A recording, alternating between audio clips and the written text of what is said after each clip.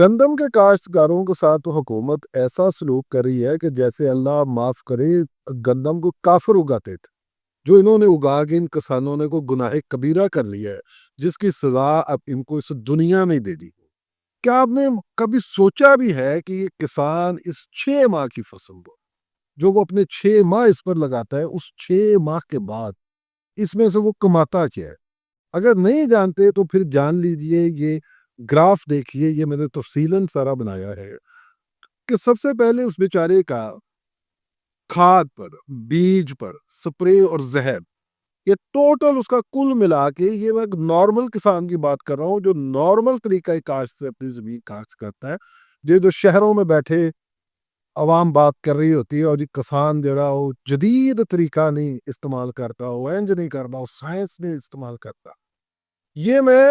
Normal بندے کی بات کر رہا ہوں جو نارمل طریقہ کاشت کر رہا ہے، اس کا 40,000 روپیہ ان چیزوں پہ خرچ تھا۔ اس کے بعد جب اس نے زمین کی تیاری کی تھی، زمین میں روٹا ویٹر چلایا تھا، ہل چلایا تھا، زمین کی تیاری کی تھی، اس وقت اس کے ٹریکٹر کا خرچہ، ڈیزل کا خرچہ، لیبر مین پاور کا خرچہ جو تھا، وہ سب ڈال کر کم از کم 20,000 روپیہ۔ پھر اس کے بعد جو نہری پٹواری ہوتے ہیں، یہ معاملہ بھیجتے ہیں، جس کو شاید شہری لوگ نہ جانتے ہوں، یہ ہر سال معاملہ دینا پڑتا ہے نہری پانی کا ٹیکس، وہ ڈال کر، اور جو ٹیوبل چلانا پڑتا ہے، ایکڑ کا جو پانی ہے 15 16 18 منٹ یہ ایوریج ہے، اور جتنا نہر سے پانی آتا ہے سرکاری، اس میں وہ ایکڑ نہیں بھرتا اس ٹائم کے اندر، تو ٹیوبل ساتھ چلانا پڑ جاتا ہے ان کو، تو وہ معاملہ اور یہ ساری چیزیں ڈال کر میں فی ایکڑ کم از کم جو ہے، بہت ہی کم بتا رہا ہوں، 3500 روپیہ خرچہ۔ اس کے علاوہ اس کی اپنی جان کا خرچہ، جو وہ شدید سردی کا موسم جاری کہ نومبر میں ہی عموماً کاشت ہوتی ہے،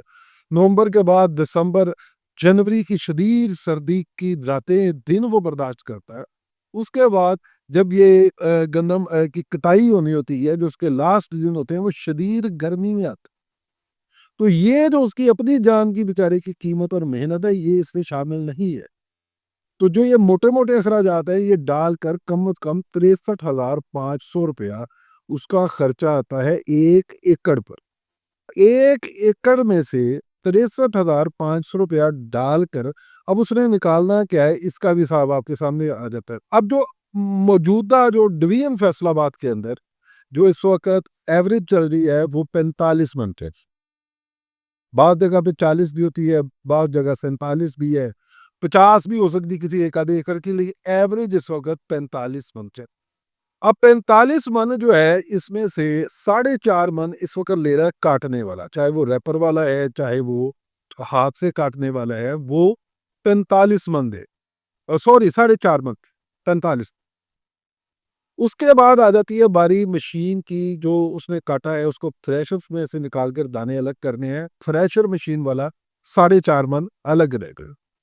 تو یہ آپ کی کم از کم بن جاتے ہیں جی 4 اور 4 8 اور 8 اور 8 9 من یہ لے۔ اب اس میں سے پیچھے بچ کی جی 36 من، 36 من کے اندر سے اس نے گھر کھانے کے لیے بھی نکالنی ہے، اگر وہ 12.5 ایکڑ کا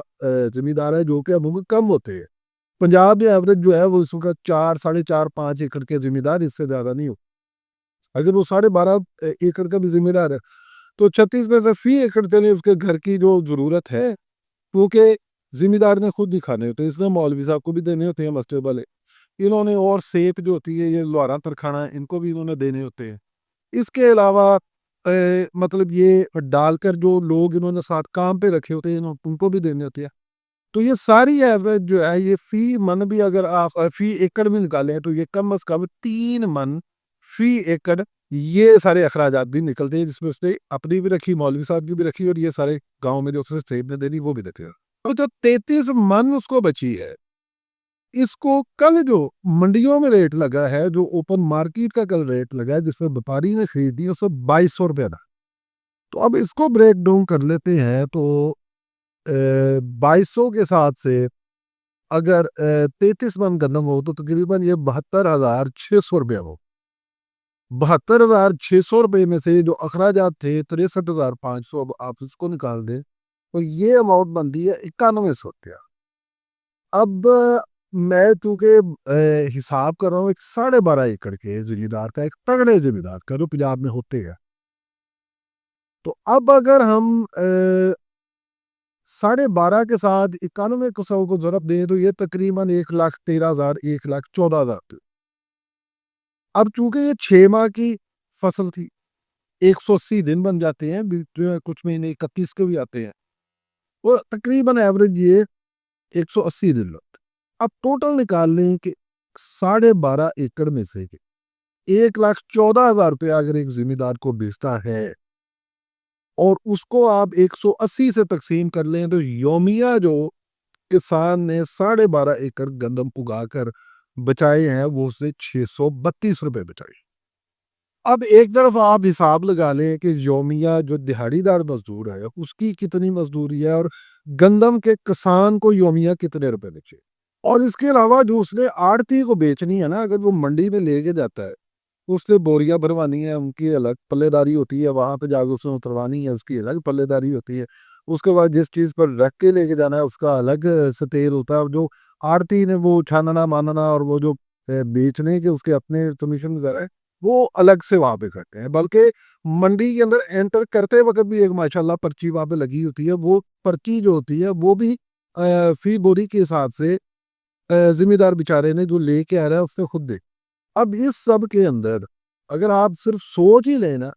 کہ اس وقت جا کے اتنی گرمی کے اندر جا کے اپنی گندم کو نکلوانا اور اس کو سٹور کرنا، اس کو کہیں لے کے جانا، یہ کتنا مشکل کام ہے، یہ کتنا ہیکٹک کام ہے، یہ کتنا کھجل خواری والا کام ہے، شاید آپ سوچ بھی نہیں سکتے۔ لیکن اس کے باوجود وہ جو اند آتا ہے، وہ جو رزق اگا رہا ہے، اس کی اپنا کوئی لائف سٹائل نہیں ہے۔ اس کو اس کے اگر آپ بیچارے کے ہاتھ دیکھ لیں، پاؤں دیکھ لیں، اس کا اپنا کوئی لائف سٹائل نہیں ہے، لائف سٹینڈرڈ اس کا کوئی نہیں ہے۔ اگر وہ بیمار ہو جاتا ہے اس کو کوئی ہیلتھ کیئر کی سہولت نہیں ہے۔ یہ بیچارے یہی سرکاری اسپتالوں میں کسان جو ہوتے ہیں یہی دھکے کھا رہے ہیں، ان کے بچوں کے لیے کوئی سہولت نہیں ہے، پڑھائی کی کوئی سہولت نہیں ہے، ڈپریشن کا، مایوسیوں کا، پریشانی کا یہ بیچارے شکار ہے۔ اللہ نہ کرے جو یہ حالات آ گئے ہیں، جو یہ میں نے آپ کو صاحب بتایا ہے، 6 مہینے بعد اگر یہ ہونی ہے تو یہ جو وہ لطیفہ بنا ہوا ہے کہ سارے خرچے کٹ کے جڑا تو خیر میں چودھری آخیا میں وہی بچے ہے، تو یہ اللہ نہ کرے، اللہ معاف کرے، یہ خودکشیوں کا رجحان بھی بڑھ سکتا ہے حکومت کی طرف سے۔ اب ہوا کیا ہے؟ ہوا یہ ہے کہ حکومت ایک چیمپئن بنی ہے کافی عرصے سے کہ ہم نے آٹے کا ریٹ نیچے لے کے تو آٹے کا ریٹ نیچے لے کے آنے کا فارمولہ انہوں نے کیا بنانا ہے؟ تو اکنامکس کا ایک بیسک فارمولہ ہے کہ جتنی طلب ہوگی اتنی ڈیمانڈ بڑھے گی، اور جتنی زیادہ کسی چیز کی ڈیمانڈ بڑھے گی اتنی زیادہ اس کی قیمت میں اضافہ ہوگا۔ تو اب جس چیز کی رسد یعنی کہ جس چیز کی سپلائی زیادہ ہے اس کی قیمت جو ہے وہ نیچرلی کم ہی رہے گی۔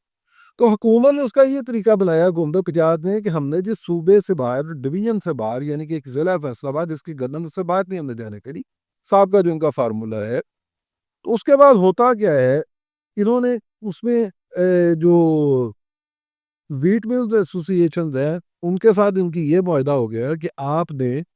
ڈائریکٹ کسی کسان سے، کسی اور سپلائر سے آپ نے گندم نہیں لینی، گندم آپ نے ہم سے انہوں نے لی، انہوں نے سٹور کر لی، باہر کہیں جانے نہیں دی۔ تو جو میٹ ملز والے تھے ان کو جتنی چاہیے تھی انہوں نے ان سے لے لی۔ وہ ایکسپورٹ تھی، مطلب وہ ملکی ایکسپورٹ تو خاک، وہ انہوں نے کیا کروانی ہے، انہوں نے شہر سے باہر نہ بیچنے دی، انہوں نے صوبے سے باہر نہ بیچنے دی، تو ان کے اپنے گلے بھر گئے۔ جب ان کے اپنے گلے بھر گئے تو اس پر ظلم یہ ہوا کہ انہوں نے تب بھی وہ گندم جو ہے وہ باہر نہیں جانے دی کہ آپ کے پاس وہ گندم ہے، گندم جب ہے، آپ آٹا ملز ایسوسی ایشن جو ہم کو دے رہے ہیں گندم، تو ریٹ نہیں بڑھے گا۔ اب ان غریبوں کو تو آپ گندم باہر نکالنے دیں، یہ کم از کم آپ اس پہ ایک کوئی ایسی سٹریٹجی لے کے آئیں کہ اتنے پرسنٹ گندم جو ہے وہ باہر نکل سکتی ہے، اتنے پرسنٹ گندم نہیں باہر نکل سکتے۔ آپ نے ان کے گھروں پہ چھاپے مروائے، یہ جانتے ہوئے کہ بھی آپ کے غلے بھرے ہوئے ہیں، آپ نے ان کے گھروں میں چھاپے مروائے کہ اپنی گندمیں جو ہے وہ نکال لیں۔ یہ میں پچھلے سال کی بات کر رہا ہوں، اپنی گندم نکالیں، زبردستی ان کو پرچے دے دے کے ان کسانوں پر، ان کو اندر کروا کے، ان کو ذلیل و خوار کر کے، ان کو بے عزت کر کے، ان کے گھروں میں سے جو تھوڑی بہت انہوں نے گندم سٹاک کی ہوئی تھی کیونکہ ریٹ کم تھا، وہ خرچے نہیں تھے پورے ہوئے، تو وہ آپ نے زبردستی سیل کروائی۔ اس کے بعد آپ نے یہ بھی نہیں پیچھا کیا کہ جس کو سیل کروائی ہے اب وہ کدھر گئے۔ ظاہری بات ہے جب آپ کے گلے بھرے ہوئے تو آپ نے خود ویپلز ایسوسی ایشن والے جو ہیں ان کو آپ نے سیل کرنی ہے، وہ کہیں باہر سے لے بھی نہیں سکتے۔ تو جو آڑتی اور وپاری اور جو مڈل مین ان سے جن سے آپ نے نکلوا کر جو گندم سیل کروائی تھی، یہ کدھر گئی تھی؟ کوئی ہے اگر حساب کتاب تو کوئی پوچھ لے کہ ان سے کہ وہ گندم جو ہے وہ کہاں پہ گئی جو آپ نے کے گھروں سے نکلوائی تھی۔ ابھی بھی اگر حکومت کوئی سیریس ہے اس معاملے میں، وہ کسانوں کے لیے کچھ کرنا چاہتی ہے تو وہ ریئل سپورٹ پرائس انفورسمنٹ کی جو پالیسی ہے اس کو پکڑے، کہ جو پرائس جو سٹینڈرڈ پرائس گورنمنٹ نے جو باندھی ہوئی ہے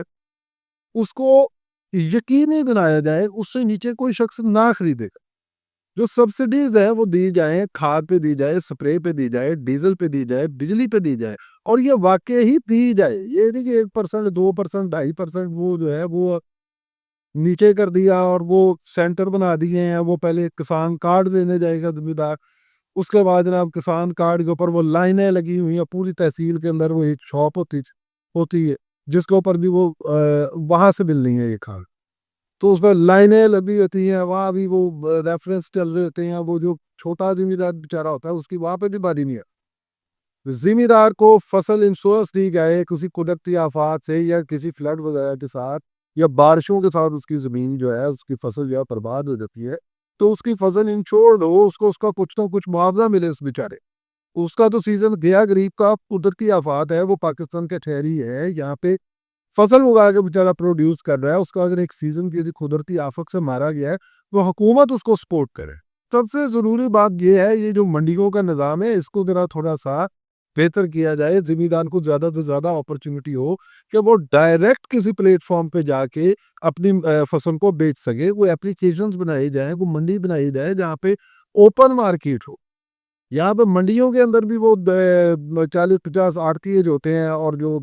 40-50 بیوپاری ہوتے ہیں، ان کے درمیان میں گیو ہوتی ہے۔ وہ ادھر سے ادھر، ادھر سے ادھر، وہی سٹاکسٹ ہوتے ہیں، وہی بیوپاری ہوتے ہیں، وہی بیچنے والے ہوتے ہیں، وہی خریدنے والے ہوتے ہیں۔ کسان سے 2200 روپے کے حساب سے خرید کے گندم کدھر گئی نہ حکومت نے پوچھنا ہے نہ کسی اور نے پوچھنا ہے۔ سوال ایک دفعہ پھر ہے کہ جب آپ کے گلے بھرے ہوئے ہیں، آپ کے گلے اس وقت بھی بھرے ہوئے ہیں،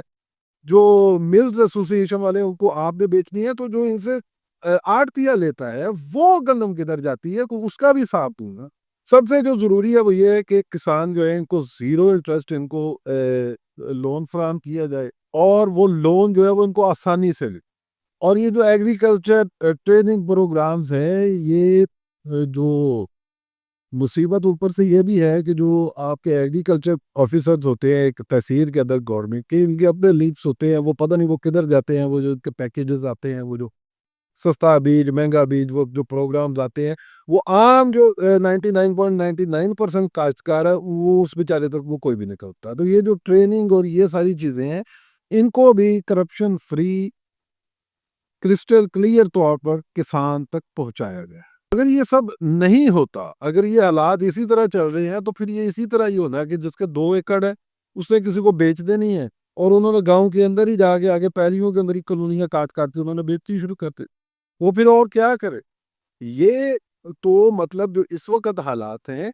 یہ بدترین مزدوری جو ہے اس سے بھی برے ہیں۔ یہ بڑا مشکل کام ہے کاشتکاری، یہ بہت ہی مشکل کام ہے، اپنی جان مار دیتی۔ ایون کہ آپ یہ حساب نکالیں کہ جو انہوں نے خود مزدور رکھے تھے، وہ تو یہ 1200-1300 روپیہ دیانی کو کمر پاتی، جو کم از کم 1100-1200 روپیہ وہ لیتے ہیں کہ یومیہ جو ان کی اپنی انکم ہے، وہ فصل پھینک کے جتنے دن انہوں نے اس فصل وہ اگایا، اس کی محنت کی، اس دیہڑی دار مزدور سے ان کی کم ہوتی۔ حکومت جو ہے وہ ان پالیسیز کو، بلکہ اس سے بھی جو بہتر پالیسیز حکومت بنا سکتی ہے، ان کو اسپیشلی انفورس کرے، اور کسان جو ہے اس کا ساتھ